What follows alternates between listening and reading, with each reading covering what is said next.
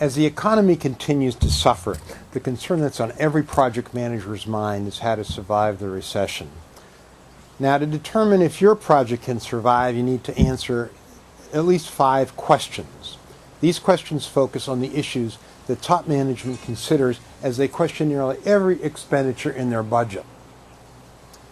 Grab a pencil and a piece of paper to keep track of your score. Here's question number 1. How much interest in the project is shown by top management? Are they kept up to date with the progress? Are they interested in being kept up to date?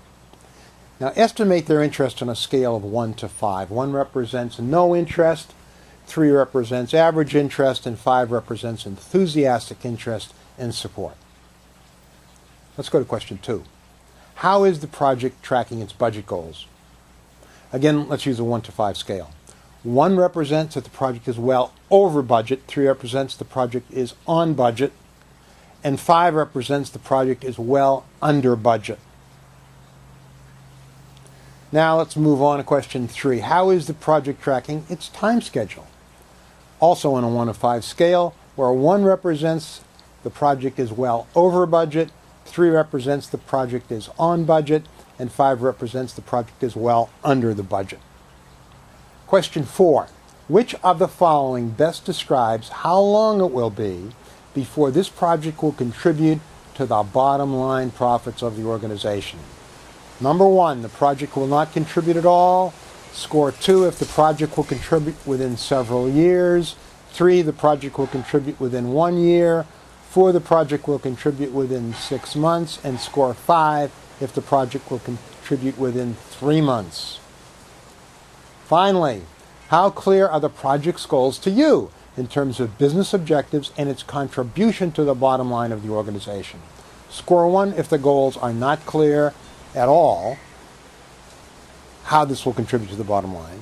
Score 3 if the goals are neutral. Score 5 if there's a clear connection in your mind between the project and how it will contribute to the bottom line. Now let's score the test. Sum the numbers that you scored. For example, if you assign 3 to each of the 5 choices, you'd come up with a total of 15. This is what I call your project vulnerability quotient. Okay? Now, scoring 5 points suggests that you may want to have a talk with top management about the possibility of cutting the project. It appears to be nearly dead already. So a frank discussion can only help your role as a project manager, or even as a team member. Hiding behind a condemned project, a futile project, is not in your best interest. By remaining silent, you're in denial. Scoring 6 to 10 suggests that the project is in real trouble and is not meeting expectations. At this point, it would be appropriate to meet with top management to discuss remedial action that could be taken. Maybe you need to change the scope. It might also be useful to talk about the conditions under which this project should be halted.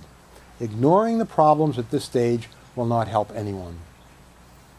Scoring 11 to 15 suggests that it may be beneficial to talk with management and discuss how the project could improve its chances to contribute to the bottom line. 6 months ago, projects like this might have been cut some slack, but not today. Under current economic conditions, this project is vulnerable. Scoring 16 to 21 suggests the project is holding its own, but could be eliminated if more cuts need to be made. You need to determine how this project can be more central to the recession-driven strategy of the firm.